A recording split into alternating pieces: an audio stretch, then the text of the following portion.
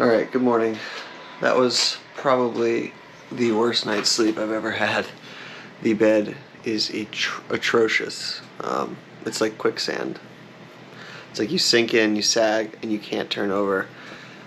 Anyways, trying to wake up here. I'm hoping that the adrenaline will wake me up once I get to the track. I think it will. But yeah, not ideal circumstances before heading out onto the racetrack, especially because I think the forecast is 100% rain today, so it's going to be wet out there. Need my focus, absolutely. So I'm going to try to wake up here. We got about an hour before we have to head to the track, have some coffee, move my body a little bit, and then yeah, hopefully things start to look better. Okay. Wow, check out this fog. It's morning fog. Probably gonna be like this on the racetrack. Let's go and find out.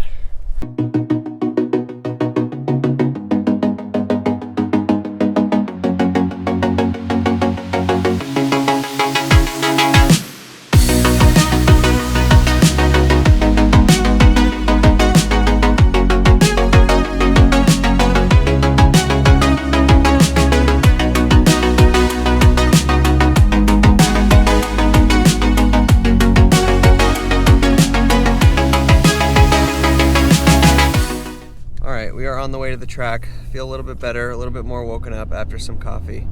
But yeah, basically, if you were wondering why I'm even going to racing school, if you remember, I went to another one. This is all part of my 5-year plan to try to become a professional race car driver in some capacity. That means to be able to support my wife's lifestyle primarily through driving, professional driving. We'll see if we get there, but that's the plan. Part of that plan, one of the first steps is to acquire my racing license, my SCCA license.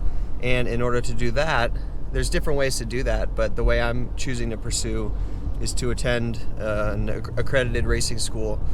I chose Bertil Roos. So I did the 3-day program back in November in Palm Beach, and now I'm doing the 2-day advanced program, which is the final part, after which I'll be able to apply for my SCCA license, which will then allow me to enter into regional races. So that's kind of why I'm here, why I'm at this 2-day advanced program. In terms of the differences between this and the 3-day, the 3-day program was all about learning how to drive the car, just you in the car, and how to find your limits and the car's limits. Whereas this program is, this program's more about actual racecraft, so you on the track with other drivers. How do you drive at the limit, going wheel to wheel, and how do you set up a pass and learn to be passed? So overtaking maneuvers are a big part of this. It's more about the actual racecraft on the track. So that's what we're about to do. 2-day school. Today is day 1, and I will keep you guys updated as we go. All right, we're pulling in here to gate 1. It is extremely foggy out.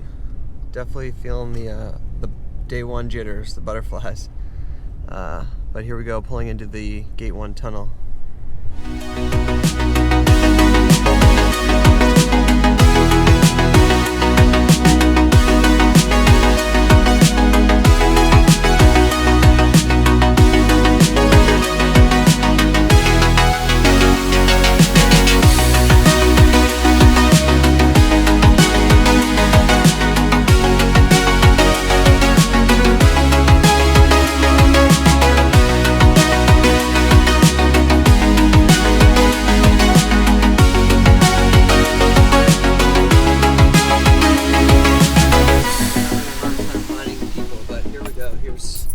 Some signs of life out here. Yep, there's a Bertil Roos car. Okay, I think we're good. Let's check in.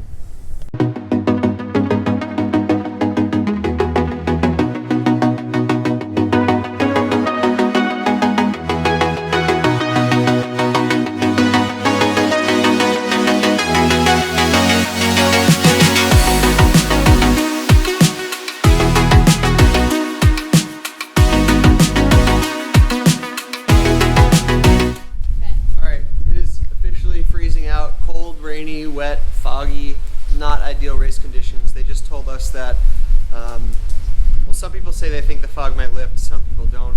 We're going to play it by ear, so stay tuned. I hope we can carry on as scheduled, but you never know in this weather. It is really nasty out.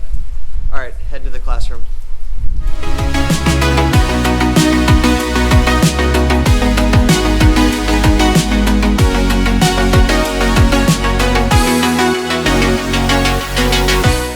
All right, just got done the first 2 sessions of day 1. Holy crap, it is wet, cold, rainy, foggy. It's pretty miserable out there. I was looking forward to getting out in the wet, but honestly, like, I thought I would stop shivering as soon as the car got going, but I was shivering down the whole on the whole track. So very tough. I had one little moment where I spun out, and a couple other dicey moments where I caught the car. But yeah, honestly, I was more comfortable getting in the cars for the first time in Palm Beach when it was dry.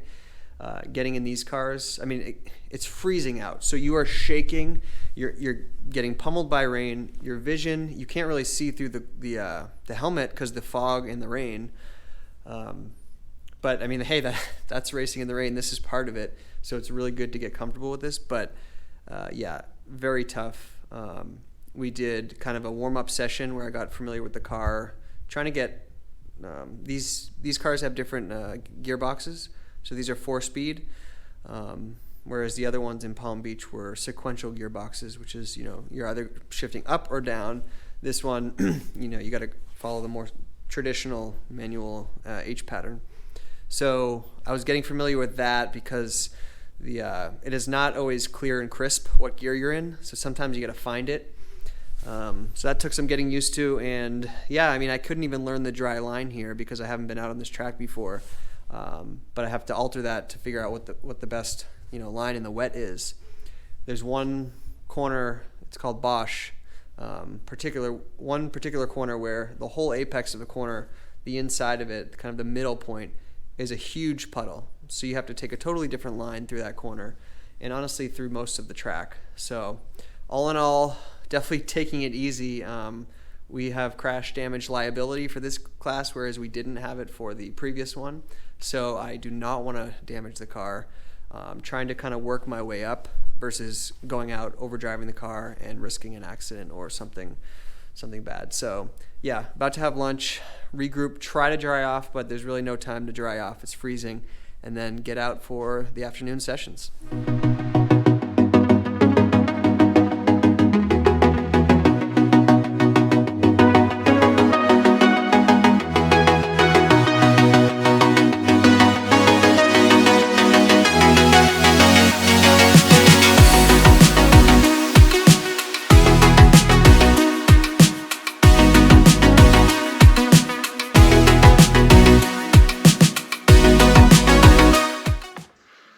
All right, that was an interesting day. Very wet. We actually had to cut it short because it was just getting too dangerous out there. After lunch, we had one session, a 10-minute session, just to kind of try out the track to see how the cars would drive on it. We were starting to learn some passing techniques, so we had a simulated pass drill that we were going to do. But after 10 minutes, someone on the straightaway coming into the main chicane, so after a long straightaway, under hard braking, they spun out and they did a couple spins. And typically when you're spinning, when you're going straight, that's not a good thing. The puddling was just getting really bad, so they cut us off for the day. We were supposed to have 2 more sessions this afternoon, 2 20-minute sessions to work on passing techniques. Luckily, we're going to move them to tomorrow, so hopefully we'll be able to get them in, all those sessions in, plus the regular scheduled sessions in tomorrow. But yeah, for now, back home, I'm going to take a warm shower, but I figured I'd do a quick debrief with you guys here. So unfortunately, I don't have any footage from the race car today. I'm pretty bummed about that. I didn't want to worry about getting footage right away in the morning because I wanted to just get comfortable with the car, and I figured I was going to put the camera on the car in the afternoon sessions. Unfortunately, the rain picked up and it was freezing, and I brought my GoPro stuff down to the track, but I realized I didn't have a fishing line, which they want you to have to tether the GoPro to the car in case it falls off the mount. And it was, we all needed to get in the car quickly because we were trying to beat the weather.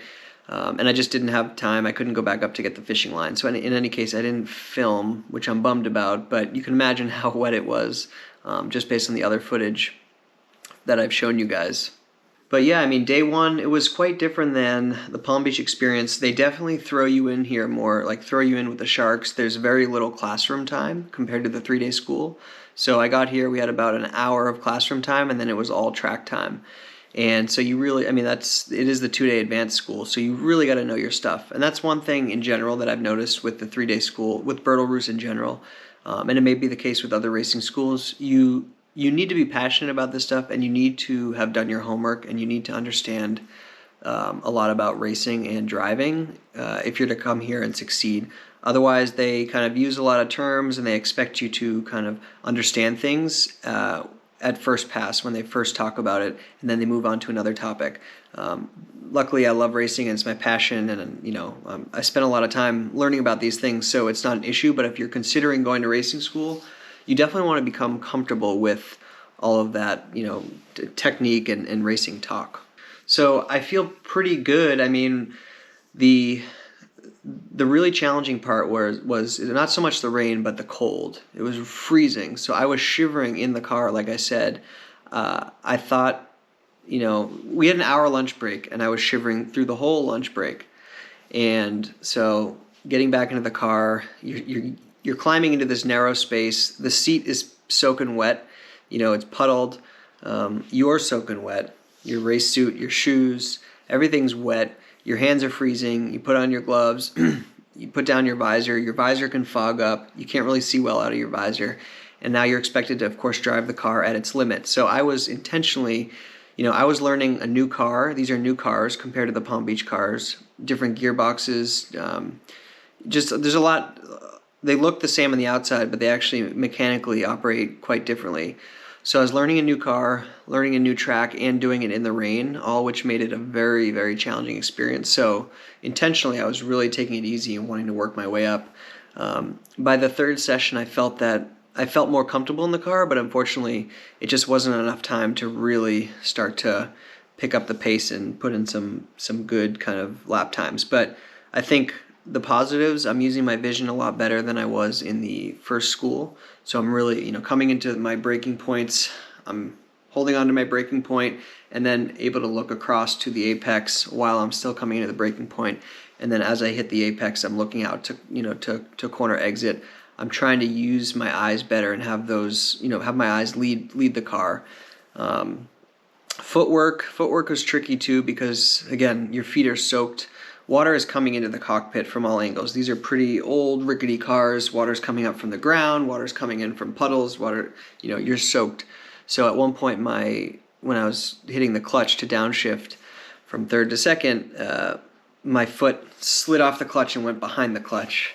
So that was a little bit of a scary moment. Luckily, I caught it quickly enough. But that's never happened to me before, where my foot goes behind the pedal because it's wet. So all in all, tricky day. It was a good experience. Sorry I don't have footage. I hope to get a ton of footage for you guys tomorrow, and it's supposed to be good weather. So for now, I'm just going to take a warm shower, eat some food, and enjoy the rest of the day here in the Poconos.